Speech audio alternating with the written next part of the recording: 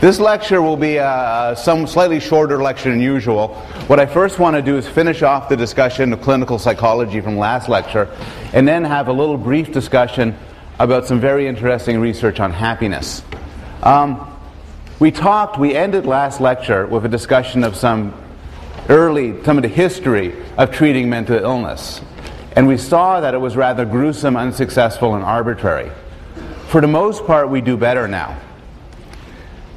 And Dr. Nolan Huxema reviewed some of the therapies with focus on therapies for depression. The textbook talks in detail about therapies for different disorders, including schizophrenia, anxiety disorders, and so on. The question which everyone is interested in is, does therapy work? And this proves to be surprisingly difficult to tell. Part of the problem is, if you ask people who go into therapy, did you get better after therapy? For the most part, they'll tell you that they did. But the problem is, this could be a statistical byproduct of what's called regression to the mean. So the idea looks like this. This line plots how you feel, from great through okay to awful. And it goes up and down. And in fact, in everyday life, some days are going to be average, some days will be better average, some days worse than average. You could plot your semester. You could do a plot every morning, wake up, or every night before you go to bed. You could put yourself on a graph, and it'll come out to some sort of wiggly thing. Statistically, if something is above average or below average, it's going to trend towards average, just because that's a statistical inevitability. When do people go to therapy? Well, they go to therapy when they're feeling really crappy. They go to therapy when they're feeling unusually bad. Even if therapy then has no effect at all, if it's true that people's moods tend to go up and down, after you feel really bad, you'll probably improve rather than get worse. And so this could happen, a normal flow could happen just even if therapy has no effect at all. And so simply getting better after therapy doesn't tell you anything. On the worst day of your life, you could do naked jumping jacks on the roof of your college for 10 minutes. I guarantee you, your next day would probably be better. That doesn't mean naked jumping jacks are helping you. Rather, it just means that the day after the worst day of your life usually is not as bad as the worst day of your life. It can get worse, but usually it just trends to average. What you've got to do then is you have to take people at the same point who would get treatment and compare them to people who do not get treatment, or what we call a control group. And this is an example of this. So this is for people who are depressed. This is statistically equal. They start off pre-therapy. They all go for therapy. But because in this example there's a limited number of therapists, some of them are put on a waiting list and others get a therapist. It's arbitrary, it's random, which is which, making it a very good experiment. And in this example, you can see those who received cognitive training were better off. They had lower depression scores than those that received no therapy at all. In general, in fact, we can make some general conclusions about therapy. Therapy, by and large, works. People in treatment do better than those who are not in treatment. And that's not merely because they choose to go into treatment. Rather, it's people who are in desperate straits, who seek out help. Those who get help are likely to be better off than those that don't get help. Therapy, for the most part, works. We can't cure a lot of things, but we can often make them better. Different sorts of therapy works best for different problems. And again, depression proves to be an illustrative example. If you have everyday unipolar depression, that is, you feel very sad and you show other symptoms associated with depression, an excellent treatment for you is some combination of cognitive behavioral therapy and possibly antidepressant medications like SSRIs. If you have bipolar depression, the cognitive behavioral therapy is useless, but medication is your best bet. And so on for all the other disorders. Each disorder has some sort of optimal mode of treatment. If you suffer from an anxiety disorder, cognitive behavioral therapy can be of help. If you're schizophrenic, it's probably not going to be of much help at all. And so different disorders go best with different sorts of therapies. Finally, some therapists do better than others. So for reasons that nobody fully understands, there are good therapists and there are better therapists and there are bad therapists. And there's great individual differences in the efficacy of an individual therapist. Finally, putting aside then the difference in therapies and the difference in therapists, does it make sense to say that therapy in general works? And the answer is yes. And this is in large part because of what clinical psychologists describe as non-specific factors. And what this just is a term meaning properties that all therapies, or virtually all therapies, share. And I've listed two of them here. One of them is support. No matter what sort of therapy you're getting involved in, be it a psychoanalyst or a behavior therapist or a cognitive therapist or a psychiatrist who prescribes you medication or someone who makes you go through different exercises or keeps a journal, you have some sense of support, some acceptance, empathy, encouragement, guidance. You have a human touch. You have somebody who for at least some of the day really cares about you and wants you to be better. And that can make a huge difference. Also, you have hope. Typically, there's an enthusiasm behind therapy. There's a sense that this might really make me get better. And that hope could be powerful. Sometimes this is viewed under the rubric of a placebo effect, which is that maybe the benefits you get from therapy aren't due to anything in particular the therapist does to you, but rather to the belief that things are going to get better. Something is being done that will help you. And this belief can be a self-fulfilling prophecy. Placebo effect is often used sort of in a dismissive way. Oh, it's just a placebo. But placebos can be powerful.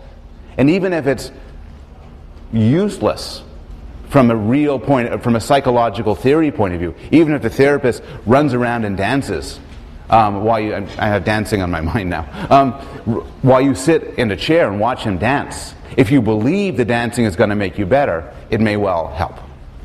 Okay, that's all I'm going to say about therapy. Any questions about therapy? Yes? It seems like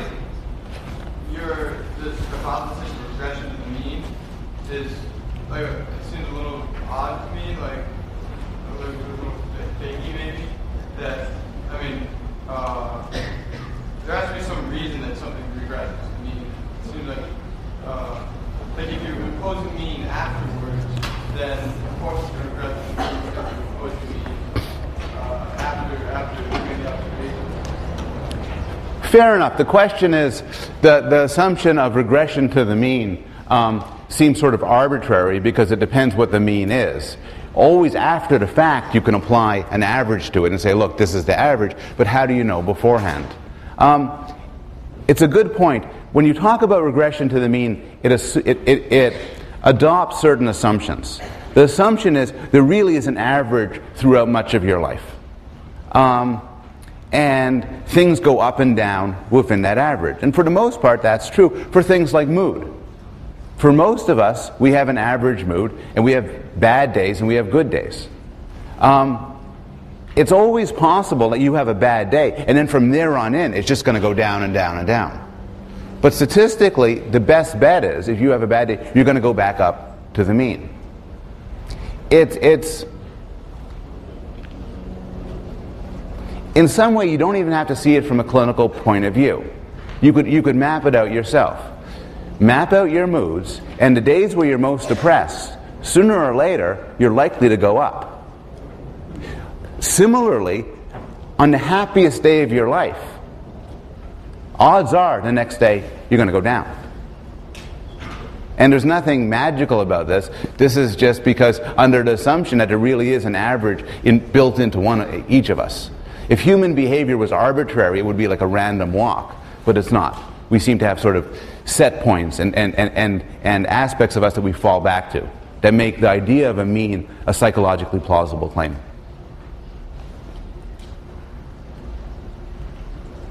But Yes? that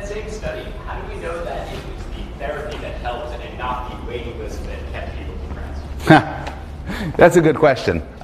Yes, in that study, it's a perfectly good hypothesis that the sort of anxiety of being told, I see you've come here for help. We can't give it to you. Congratulations, you're a control group. Causes anxiety. In other studies, the control group doesn't know they're the control group. So sometimes you can do an intervention where you say, congratulations everybody in intro psych who did very low on the depression inventory, which many of you filled out. We're going to do something to you. And then the rest of people don't even know that they haven't been chosen. So you're right. It's a perfectly good point. Knowing you're not chosen could have a deleterious effect.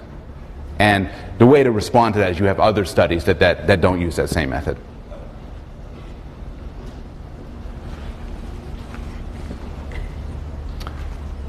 Okay.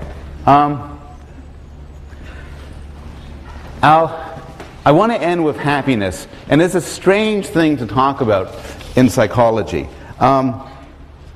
Most of psychology focuses on human misery, most of clinical psychology. There's the psychology we spoke about through most of the semester on vision and language and social behavior, but typically when people think about interventions, what they think about is people having problems, and then we figure out how to make them better. They're schizophrenic, they're depressed, they're anxious, they're just not making it in life. And psychologists try to figure out how to make things improve.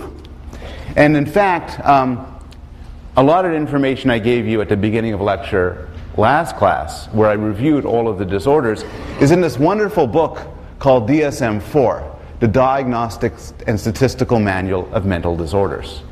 If you really want to diagnose people and come to have a belief in your own mental instability, browsing through that book is a treat.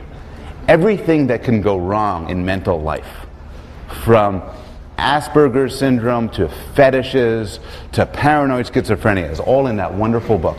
But a lot of psychologists have been disturbed by the focus of our field on taking bad people who are broken, people who are sad, and bringing them up to normal. And they've started to ask, can psychology give us any insight into human flourishing? How to take people how to study people who are psychological successes, how to take people who are psychologically okay and make them better. And this is the movement known as positive psychology, and it has its own handbook now, the Handbook of Positive Psychology, listing psychological strengths, listing virtues, ways, what psychology tells us about how we can be at our best. Some of this work in positive psychology is, in my mind, real crap. A lot of it is some combination of new age banalities by people who are striving to get more grant funds and end up on Time magazine. On the other hand, and so some of it is really bad. You could imagine this attracts every self-help huckster you could imagine. On the other hand, a lot of this work is quite neat, quite interesting, and quite promising. And what I want to do is tell you what I think is the most interesting research from this movement concerning happiness. Now, there are a lot of good books on this, and I'm going to recommend books, which I haven't been doing much in this class. Marty Seligman is the pioneer of positive psychology, and he's written an excellent book called Authentic Happiness. Jonathan Haidt is a brilliant young scholar who's also done a lot of work on disgust and morality. He did the sex with dead chicken study we discussed earlier. This is one of my favorite books, by Happiness by Nettle, because it's smart, it's beautifully written, and it's extremely short. And Dan Gilbert's book, Stumbling on Happiness, is a very, very funny book and very smart book, and is now in a New York Times bestseller list. So there's no shortage of books on happiness. So the starting point is, and a lot of research on happiness starts with a basic question: how happy are you? And we're psychologists, so tell us on a scale of 1 to 10, where 5 is average, 10 is super duper. The most common answers, interestingly enough, are high. They're 7 or 8. How many people in this room would give themselves a 7 or an 8? Okay. How many a 9 or a 10? All right. How many at 10? Good. Good. Maxed out on happiness. It turns out that most people think that they're pretty happy. There's a Lake Wobegon effect with happiness. Most people think they're very happy. In fact, most people think they're happier than most people, which shouldn't really happen. This question, how happy are you, from 1 to 10, has been asked all over the world. So, and it turns out there are slight differences depending on how old you are. There are slight differences depending on your place within a country. California versus New York. There are slight, subtle differences between men and women at different points. Somewhat paradoxically, although women are more vulnerable to depression than men, still, on average, women are slightly happier than men. The country-by-country data is quite interesting. In one study, they looked at 42 countries. The happiest people on Earth. Well, first, no country believed they were unhappy. The people in no country of these 42 countries. I mean, you're thinking there's some really bad countries to live in, and I don't know if they were tested. But of these 42, everybody said they were above average. The happiest people on Earth, the Swiss.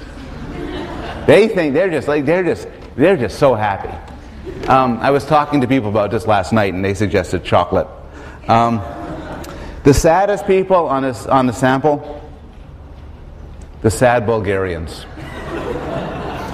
You are wondering, what about Americans? Americans are actually pretty happy. 7.7 when we are a happy country, full of happy people. Now, I'm going to talk about a lot of research that's based on the data you get when you ask people how happy they are from a scale of 1 to 10. But I'm going to be honest and tell you there are reasons to be cautious about these numbers. And the reasons come from a couple of experiments.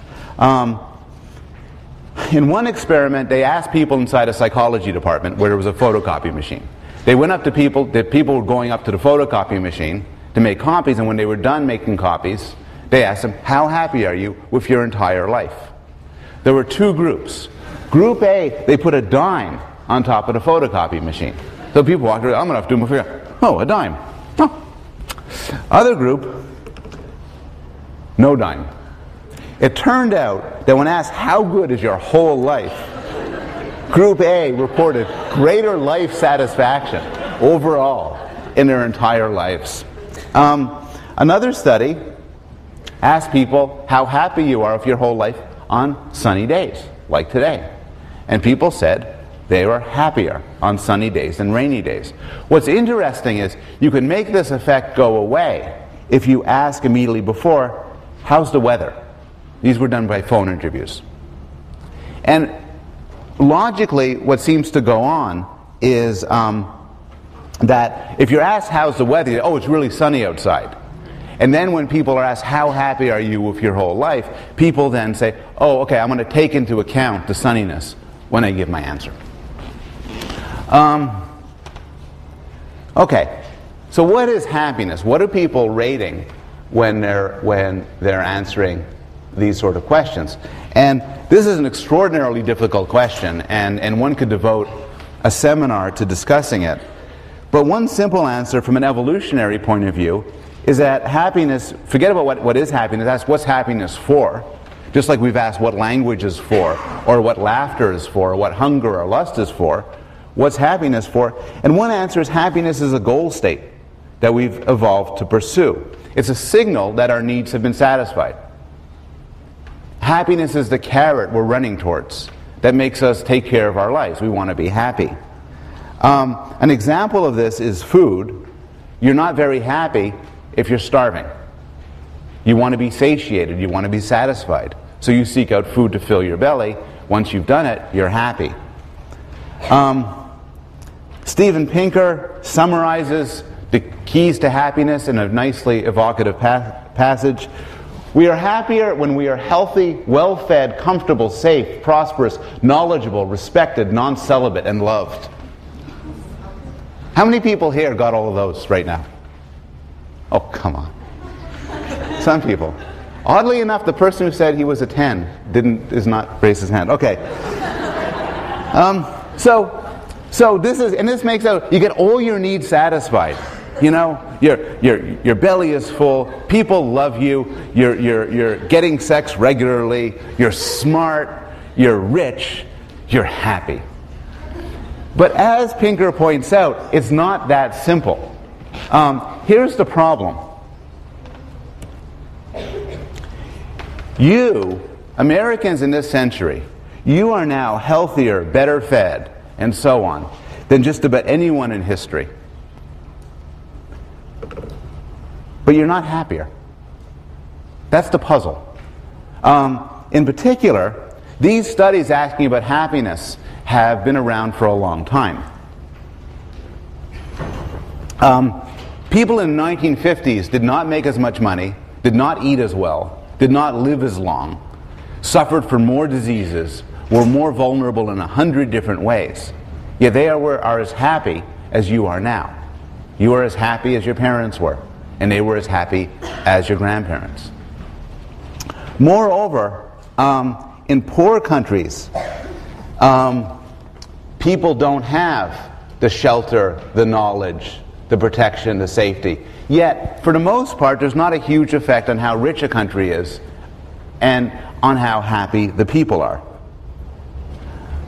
Furthermore, there are great individual differences in happiness among people whose basic needs are met.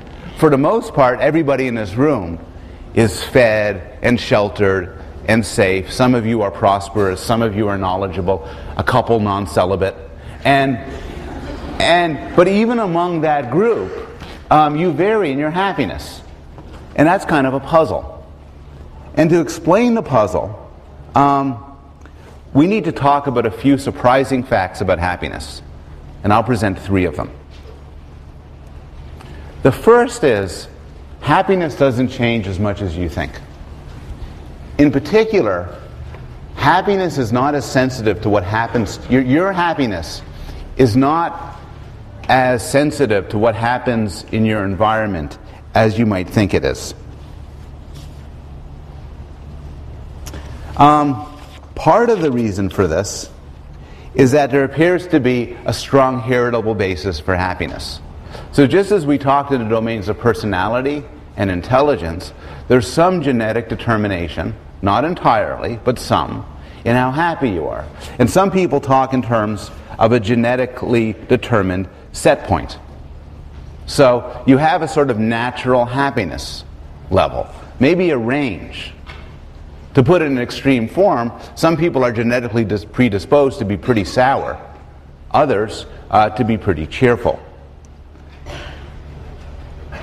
Well, that can't be it. Identical twins are very similar in their happiness, but as with everything else we've discussed, they're not identical.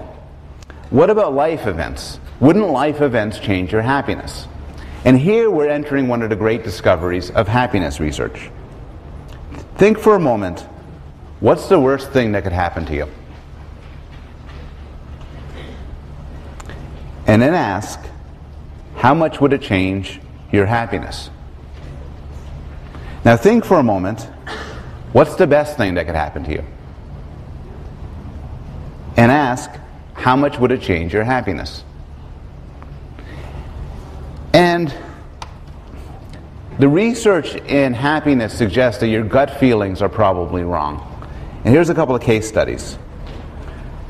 For many people, a very bad thing that could happen to you is to be paralyzed from the neck down in an accident. It turns out, obviously, common sense, that when this happens, it makes people very unhappy. It makes them depressed. They think their life is over. They feel terribly sad. But not for that long. After about a year, after being paralyzed from the neck down, people's happiness comes back up pretty much to where it was before, suggesting that there's a temporary effect, but not a permanent one. Many people believe that winning many, many millions of dollars in the lottery will make you happier. And it does. when you open up that winning ticket and you say, I won $100 million, you say, woohoo, you are honest to God very happy. You'd say, hell, I'm at 10.5. I am very happy. A year later, you are not as happy. In fact, lottery winning may be a terrible case where it goes the reverse of what you expect. What happens when you win a lot of money is it often wrenches you away from your family, your work, and your friends, and leads you to depression and sadness. But even mundane events that would make you happy, that you think would make you happy, don't seem to last. In some research by Dan Gilbert and others, they've asked young assistant professors who are coming up for tenure, and tenure in a university system is a good thing to get because it gives you lifetime job security. How happy would you feel if you got tenure? How happy would you feel if you didn't get tenure? Prior to the last election, they asked people, how happy would you be if it was President Bush? How happy would you be if it was President Kerry? And it turns out people radically overestimated the effects of these things. Having your favorite candidate win is not such a big deal. Having your favorite candidate lose is not such a big deal either. Getting tenure or not getting tenure are really big when it happens. 6 months later and a year later, your happiness doesn't seem to be affected. The purchase of consumer goods, an Xbox 360, a nice flat screen TV, those sorts of things, make you very happy when you open up the package and set it up. But this happiness fades almost immediately. The moral of a lot of people are shaking their heads, it's true. I mean, not for me. But the moral of a lot of this work is we think these things will have big, permanent, and profound effects. But they need not, and they often don't. Why not? Why do we overestimate their happiness? And a technical term for this, by the way, is affective forecasting. Again, this is Dan Gilbert's work. And the idea is we are bad at effective forecasting. That is, we are bad at predicting how happy or sad we will be in the future based on what's happening to us. Why? Well, a couple of reasons. One thing is there's often a failure to appreciate the day-to-day irrelevance of certain events. So prior to the election, election's happening tomorrow, and I ask somebody who's a diehard Democrat, how would you feel if Bush won? And the person said, I'll be miserable. It'll be a miserable 4 years afterwards. But what often isn't appreciated here is that whether or not Bush wins will make you sad or happy after it happens, but for the most of your day-to-day life, you aren't thinking about who the president is. I'd be very happy if I won a huge prize. And I'd be, well, whoa, huge prize, the Nobel Prize, a Guggenheim, a MacArthur Genius Award. I get them all on the same day. What a day. I am really happy. But then, a month later, I'm there, and I still got my regular insomnia, and there's nothing on TV, and and the plumber's not coming, and my kids don't respect me, and I can't say, I can't, and the fact that, yeah, but I won the prize, it doesn't matter. A lot of the things in life that'll make you really, that you think will make you really happy, don't have this day-to-day effect. Also, there's the logic of the set point, and this comes to a terrible word. We adapt. Right now, I'm a guy without a Nobel Prize. I'm kind of used to it. If I got a Nobel Prize, I'd be a guy with a Nobel Prize. I'd be happy. But then, I kind of get used to that too. If I got a second one, whoa, 2! But then I just get used to that too. You get used to things. You get used to bad things. Now, I don't want to overstate this. There's some very interesting exceptions. So, for instance, we don't get used to noise. A lot of research suggests that if your environment is noisy, like they're doing construction around you, you can't get used to it. Your happiness drops and it doesn't come back up. Your system cannot habituate to continued noise. We adapt to good things. Winning the lottery, winning a prize, getting an A in a course. We adapt, we get used to it. Also with some surprising exceptions. One of the other surprises from happiness research is the effects of cosmetic surgery, like breast enhancement and breast reduction. One of the big surprises is it makes people happier, and then they stay happier. And one explanation for this is how we look is very important. It's very important for how other people see us and how we see ourselves. And you never get used to looking in a certain way. So if you look better, it just makes you happier all the time. So there are these exceptions. But putting aside the exceptions, the problem of adaptation is sometimes called the hedonic treadmill. And the idea is hedonic for happy. You keep on running, but no matter how fast you run, you stay where you are. You get used to it. Habituation is like you step into a very hot bath, but you get used to it. It's a cold bath. You get used to it. A difficult environment, an easy environment, you get used to it. The story is often illustrated. Is often illustrated with a story from the Bible in Ecclesiastes of a king. And this king had it all. He had gardens, parks, vineyards, castles, slaves, and concubines. And they were both male and female concubines. So he had everything, right? But it didn't make him happy. And here's what he says. I hated life. All is vanity and a chasing after wind, and there is nothing to be gained under the sun. Now, in these books I talked about at the beginning, these authors give advice on how to deal with the hedonic treadmill. How do you deal with the fact that everything you aspire to, once you get it, you'll be used to it, and it will lose its value? Well, one answer is that possessions are not the key to happiness. Possessions you very quickly get used to. From there are two alternatives. One is endless novelty. So one guy, I forget his name, wrote a book, and he says, look, there's a hedonic treadmill. The trick is, always do something different. Next week, have sex with somebody you've never had sex before. Then, climb Mount Everest. You get bored with that, become an accountant. Boring. Scuba diving. Boring. He had endless ideas. And that's the possibility. If you keep changing what you're doing, you'll never get used to anything. And you'll always be happy. At least he says that. Then there's the old guy alternative. Step off the treadmill. Give up. Give up chasing the whole happiness thing. And then seek out more substantial goods that might actually not make you happy in the simple sense of a quick fix of delight.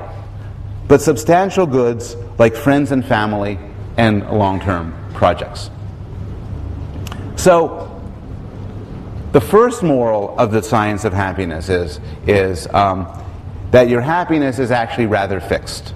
It's fixed in part genetically, and it's fixed in part because what happens in your life, you'll get used to a large extent. You raising your hands? Oh, sorry. The second one is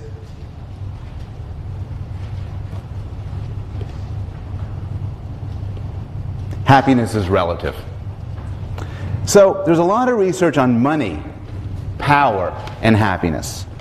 And remember, I did say before that it doesn't matter whether you come from a rich country or a poor country. As long as you're not starving to death, it kind of doesn't matter how rich your country is for how happy you are.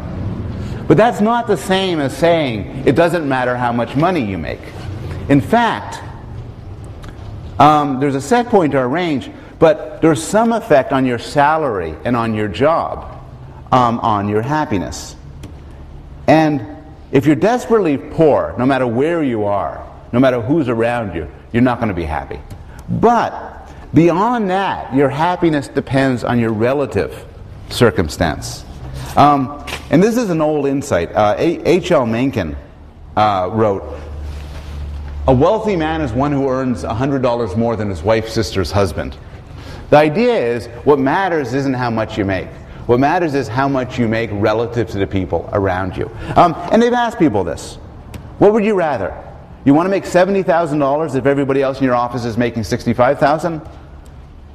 Or $75,000 if everybody else is making $80,000?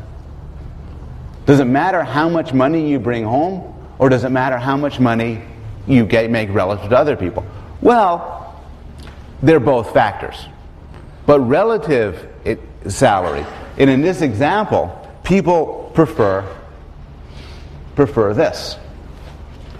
They prefer to be making less if they're making more than the people around them. It turns out that there's research on British social servants, and their happiness and their health and the quality of their relationships and how they love their lives doesn't depend on how much money they make. It depends on where they are relative to everybody else. We are very status-conscious primates, and your role in a hierarchy, your level in a hierarchy, has a significant effect on your level of happiness. This is not really a secret. The opera star Maria Callas and the English professor Stanley Fish had the same negotiating strategy.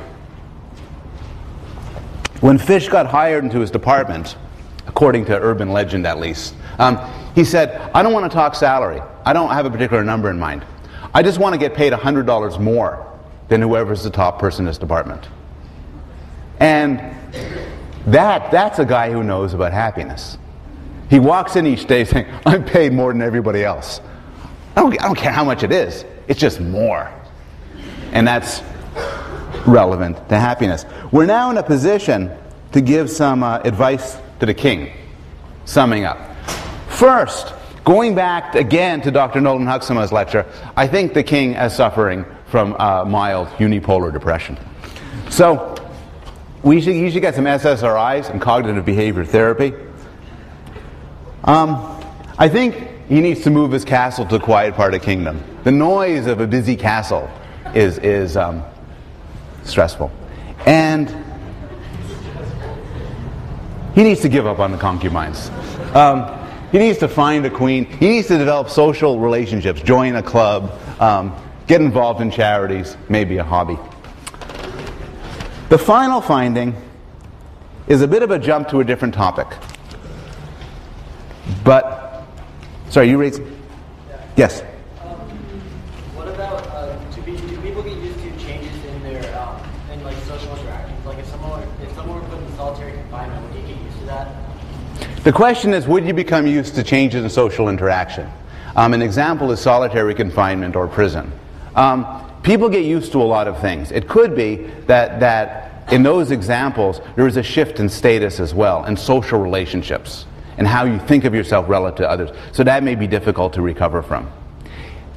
If you're popular at Yale and you go to prison, you're not going to be very happy your first few days in prison, probably.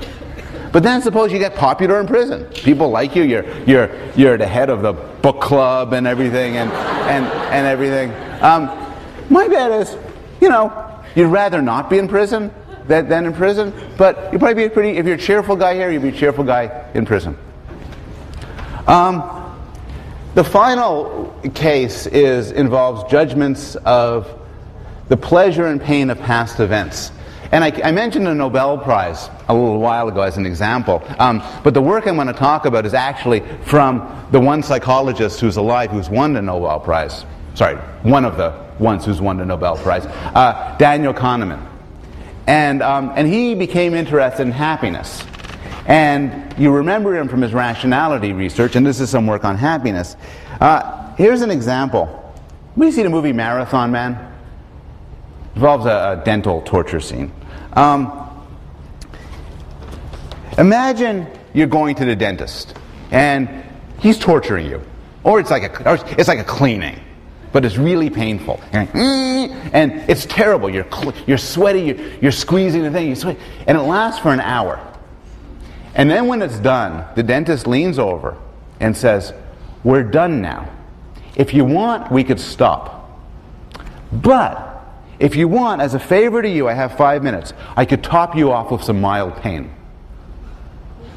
This may seem like a very odd thing to ask. Here's the alternatives. What do you want? A dental procedure that's very painful for an hour, or a dental procedure that's very painful for an hour, sorry about the S there, and then some additional mild pain. Who votes for A? You've got to choose one. Who votes for A? Okay. Who votes for B? Okay. Here's the big finding. The big finding is, yes, B involves more pain. It's true. A is an hour of pain. B is an hour of pain plus a few minutes of more pain. Seems like a no-brainer. But when you have A or B and you have to remember it later on, you'll have a much nicer memory of B than A. Kahneman's insight is, when you think back on events, you don't just add up the amount of pleasure or pain you experience. Rather, your memory is highly skewed to peaks and then to endings. And you could imagine this. In the first case, A, you leave and say, oh God, that was terrible. Oh, B, you leave and say, oh, that was mildly painful. There was nothing terrible in the middle there, but it ended okay. Mild pain. It turns out, in general, endings matter a lot. Kahneman did his research with both in a laboratory where you could give people mild pain by getting them to stick their hand in freezing cold water, and with people undergoing extremely painful colonoscopy procedures. And it turns out that if you want to give people a good memory or a less bad memory of a horrible event, topping them off with some mild pain will do the trick. In the end, well, endings matter. Both of these examples, a party that's hugely fun for 90%, then the last 10%, somebody slaps you in the face and pours dip on you or something.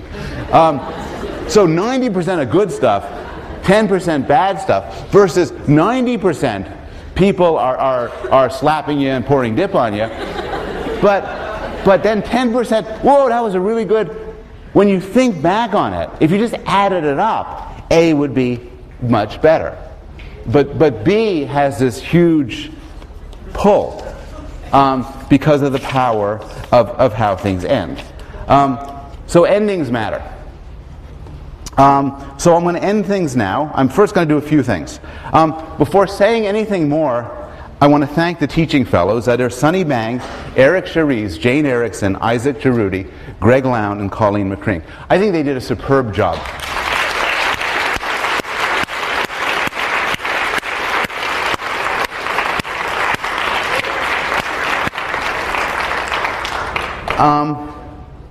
We basically reviewed all of psychology. Here was a promissory note we started with at the beginning of this semester. I think you're now in a position to answer, or at least consider answers, about these topics. About topics such as dreams, testimony, disgust, memory, depression, language, humor, and even a little bit about good and evil. This is a broad intro survey class. And the field of psychology is broad, and we've just gotten started. If you're interested, this is a great department. There's some amazing scholars here and some amazing teachers. And there are courses that go into detail about just about every topic I talked about. If you're interested in memory or social interaction or mental illness, I could point you to some great courses. I'm not taking any sophomore advisees next year because I'm on leave in the fall, but you should feel free to come talk to me if you want any specific advice or suggestions. Now, I know not all of you are going to end up majoring in psychology. Some of you will choose cognitive science instead. But on a more serious note, I know for some of you this is the last, maybe the first, but the last psychology class you'll ever take. And so I want to close this course by emphasizing two themes. The first one is a bit of humility. There are some very basic questions about the mind, and I've tried to be honest about this throughout the course. There are some very basic questions about the mind that nobody knows the answer to yet. We know the brain is the source of mental life, but we don't have any understanding at all about exactly how this happens, about how a physical object, a lump of meat, can give rise to conscious experience. We know that about half of the variance in personality, but half the differences between people are due to genetic factors, but we don't know how to explain where the other half happens. It has to be experience, but we have no real good theories of the sort of experience that makes one person adventurous and another one timid, one bitter and one satisfied. We know a lot about the social influences that can drive people to do terrible things to one another, but we don't know the answer to the maybe harder question of why some people are immune to these influences, why some people do good things, perhaps even heroic things, regardless of the circumstances that they find themselves in. So there's an enormous amount left to do. It's an exciting field just because there's just so much more we need to understand. The second theme is more optimistic.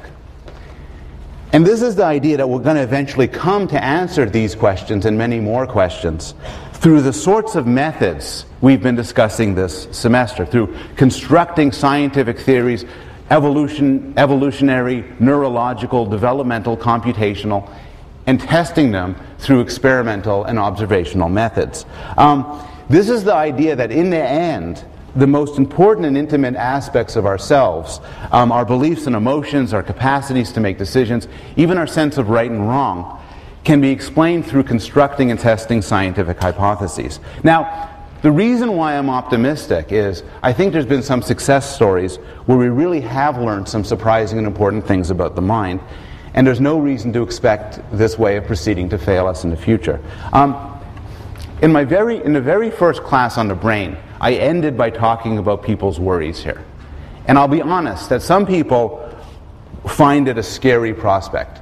Some people believe that a scientific approach to the mind takes the specialness away from people, that it diminishes us somehow. And I don't agree. If there's anything I've tried to persuade you through the course, it's that the more you look at the mind and how it works from a serious scientific point of view, the more you come to appreciate its complexity, its uniqueness, and its beauty. This has been a great course to teach. Thank you for coming, and good luck on the final.